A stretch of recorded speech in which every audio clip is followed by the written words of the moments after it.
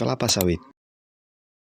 Kelapa sawit adalah tanaman industri yang memiliki nilai ekonomi tinggi karena menghasilkan minyak nabati yang serbaguna.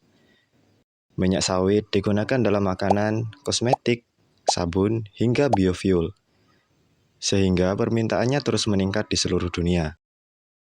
Tanaman ini mampu tumbuh cepat, produktif, dan mampu menyerap karbon dioksida dari atmosfer sebagaimana tanaman hijau lainnya.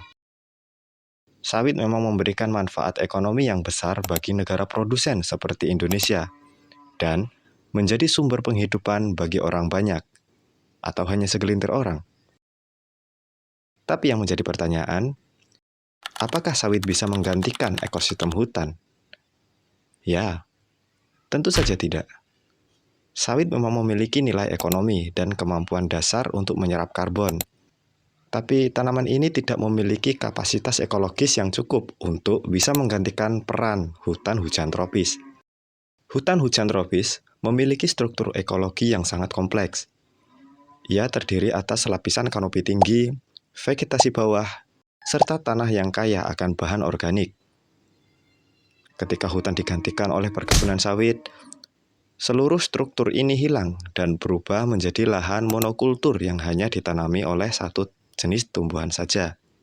Akibatnya, jumlah karbon yang dapat disimpan oleh ekosistem sawit jauh lebih rendah daripada hutan.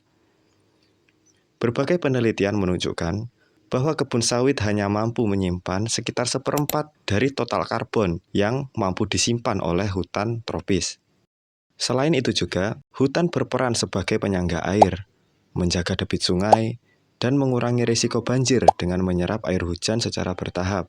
Ketika hutan digantikan oleh sawit, struktur tanah yang stabil ini hilang, sehingga limpahan air meningkat dan risiko banjir menjadi lebih besar, seperti yang terjadi di Sumatera pada akhir-akhir ini.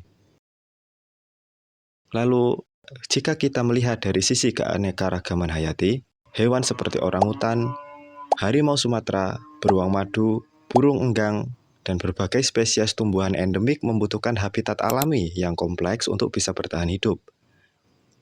Perkebunan sawit yang homogen tidak menyediakan sumber makanan, tempat berlindung, maupun ruang hidup yang dibutuhkan spesies-spesies tersebut.